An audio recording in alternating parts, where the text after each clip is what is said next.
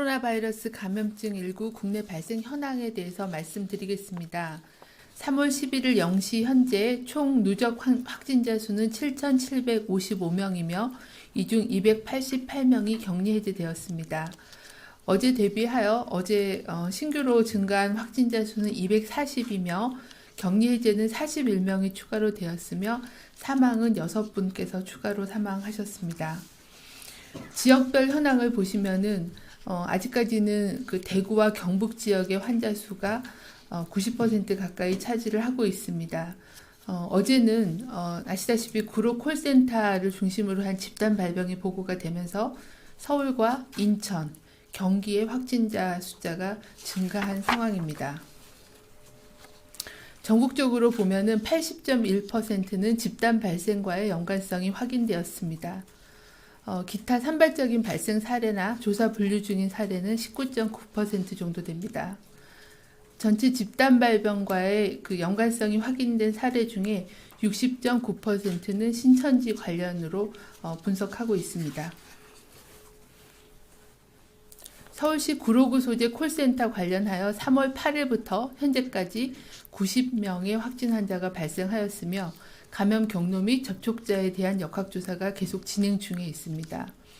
90명에 대해서는 직원이 77명, 직원의 접촉자로 분류된 게 13명이 확인되었고 현재 계속 확진 검사가 진행 중에 있어서 확진자의 숫자는 더 증가할 수 있을 걸로 보고 있습니다.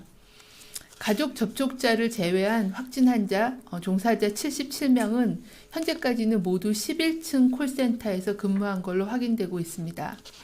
같은 회사지만 다른 층, 7층에서 9층에서 근무 중인 다른 콜센터 직원 553명에 대해서는 우선 자가격리 조치하고 검체 검사 등을 실시하여 추가 전파 규모를 확인해 나갈 예정입니다. 중앙방역대책본부는 집단 발생 사례 중에서 집단 시설과 관련된 사례들이 증가하고 있다고 말씀드리겠습니다. 특히 의료기관이 20건으로 가장 많았고 뒤를 이어서 사회복지시설, 종교시설, 그리고 직장, 다중이용시설 등의 순으로 집단 발생 사례가 많았습니다. 특히 밀폐된 닫힌 공간에서 밀접한 접촉이 발생하는 경우에는 전파 가능성이 증가되는 만큼 이런 환경을 가진 사업장 또는 시설 등은 코로나19 전파 차단을 위해서 근무 형태 및 환경을 적극적으로 개선해 주실 것을 당부드립니다. 우선 온라인 업무 또는 재택근무가 가능한 경우에는 이러한 근무 형태를 적극적으로 시행할 것을 공고드립니다.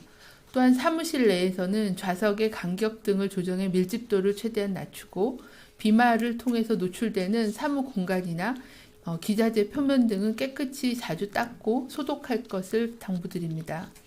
또한 보건관리자를 지정해서 손소독제를 비치하고 주기적인 환경소독과 환기를 실시하고 이를 이외 발열 또는 호흡기 증상 여부를 확인하고 또 종사자, 이용자 등의 방문 및 증상 여부에 대한 이력을 관리할 것도 공고를 드립니다.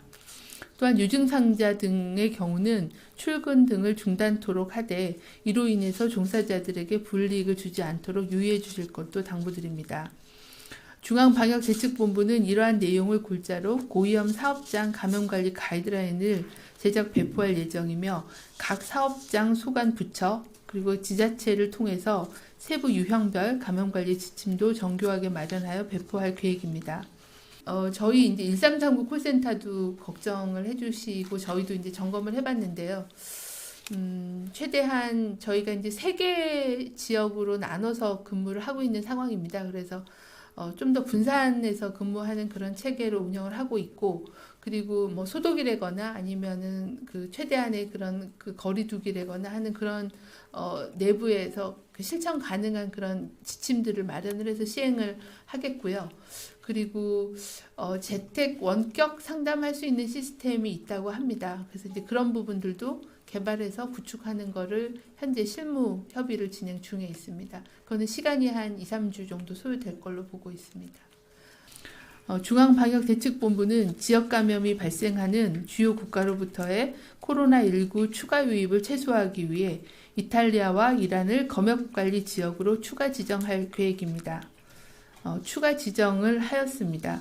이에 따라 국내 입국 시 건강상태 질문서를 작성 제출토록 하고 특별 입국 절차를 거쳐 자가진단 앱 설치 등을 하고 입국 후에 증상 발현 모니터링 대상이 되며 필요한 경우에는 검역소에서 유증상자에 대해서는 선제 격리 후에 진단검사를 실시할 계획입니다.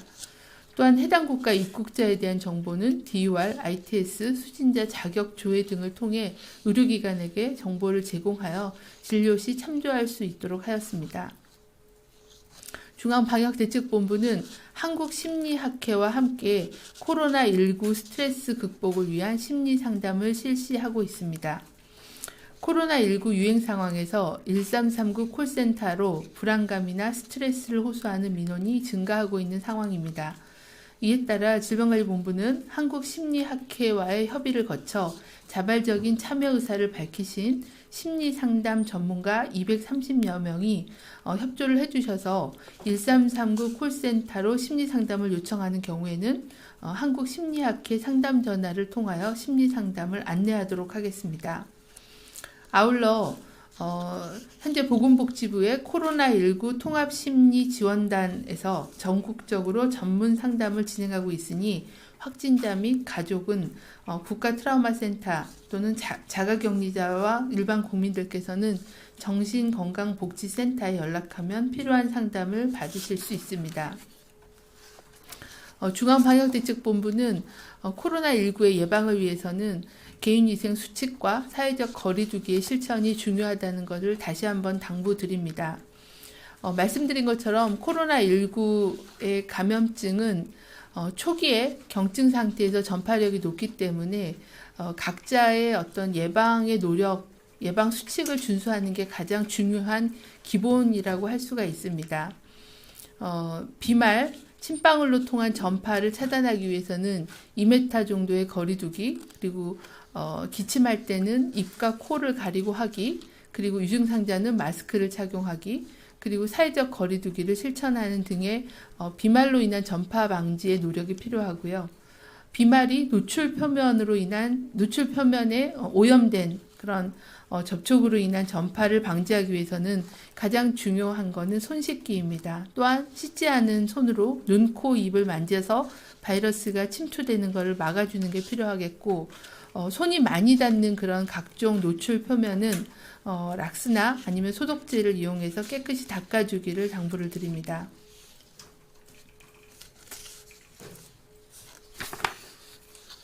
또한 발열이나 호흡기 증상이 나타난 사람은 등교나 출근하지 말고 외출을 자제해 주시고 집에서 충분히 휴식을 취하면서 3, 4일간은 경과를 관찰할 것을 공고드립니다. 증상이 호전되지 않을 경우에는 선별진료소를 우선 방문해서 진료를 받으실 것을 공고드립니다. 이상입니다.